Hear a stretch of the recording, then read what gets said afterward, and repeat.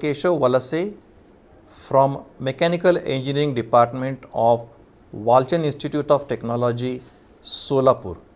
In this session, we will be talking about assignment problems, a typical case wherein we call it as unbalanced situation. That is, number of rows and number of columns are not equal, that we call as unbalanced. At the end of this session, students are expected to understand what is the nature of unbalanced state in assignment problem, as well as they are expected to understand the procedure of solving such a case, such a problem, but we have to balance that problem and then solve it. So how to do that is the expected outcome at the end of this session. Now this is the table given wherein 4 origins are given, 1, 2, 3, 4, and 3 destinations are given, A, B, C. Remember, 4 origins and 3 destinations. This is what we call as unbalanced assignment problem when number of rows and number of columns do not match.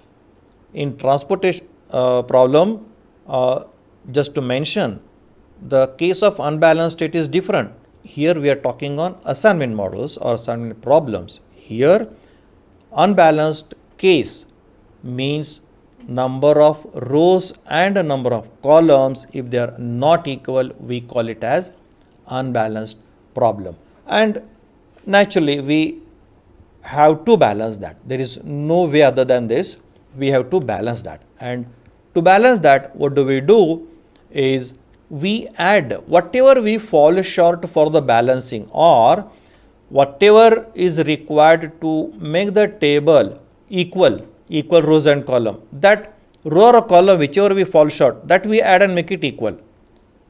What I mean, in this particular case, we have 4 rows as well as 3 columns, but 1 column we are falling short of. So, to make it equal, we add this 4th column here with the maybe nomenclature D, which is dummy column, and dummy means it is not in existence, and hence in that sense it is called as a dummy.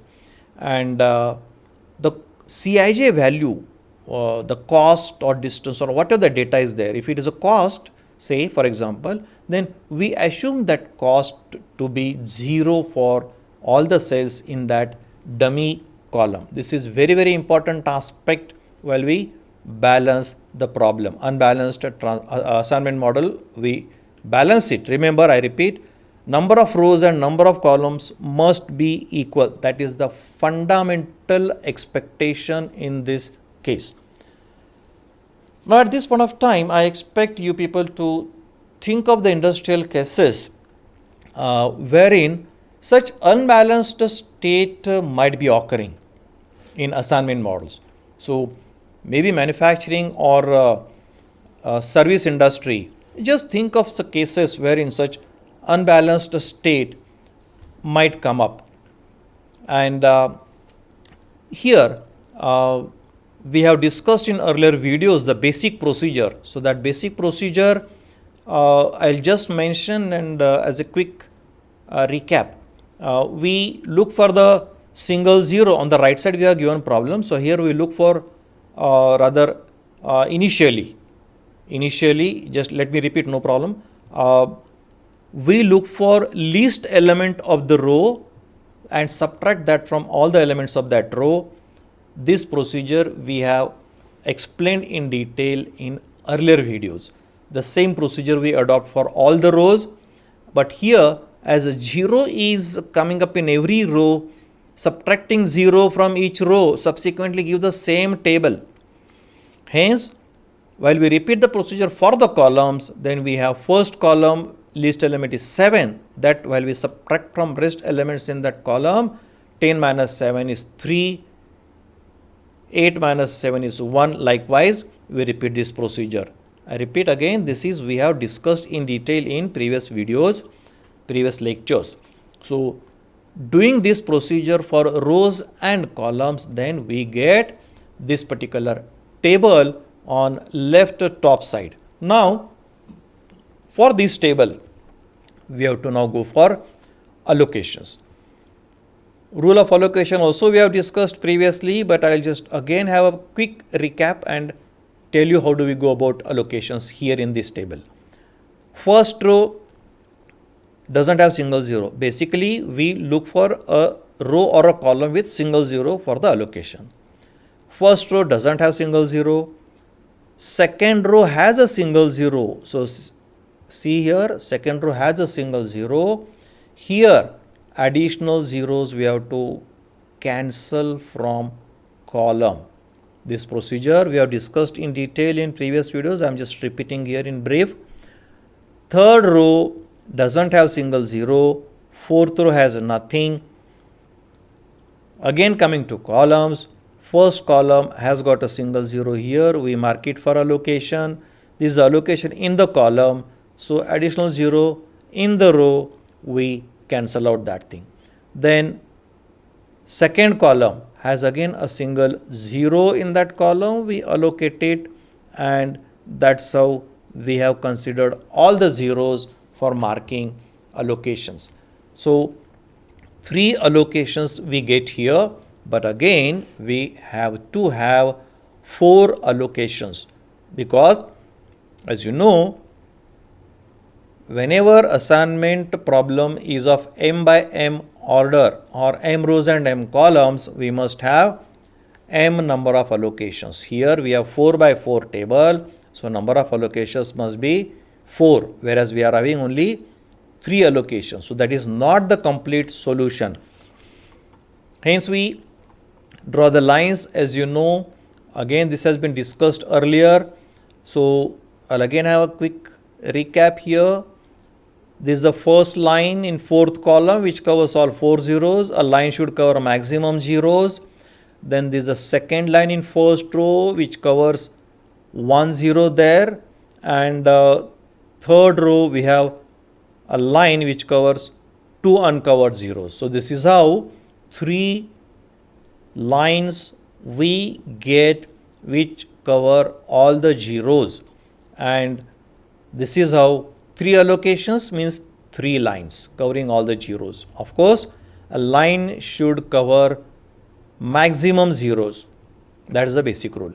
Now with this, the extended procedure for such a case we have to again adopt here, and while doing that, we need to look into the least element amongst the uncovered elements from this table on the left top side after having drawn the lines. So under this situation, 1 is the element which is the least amongst the uncovered elements. So by rule, we have to take this 1 element for further processing. And what do we do for this is, we have detailed this in previous video. I will again brief it here. This 1 as a least element, we do nothing with the elements which are just covered. So cell 1 1, element 3 is covered by the line, so we do nothing there. So in left bottom table, we get 3 element as it is. Again first row, second column, element is 0 which is just covered by the line, so we do nothing there, 0 remains as it is.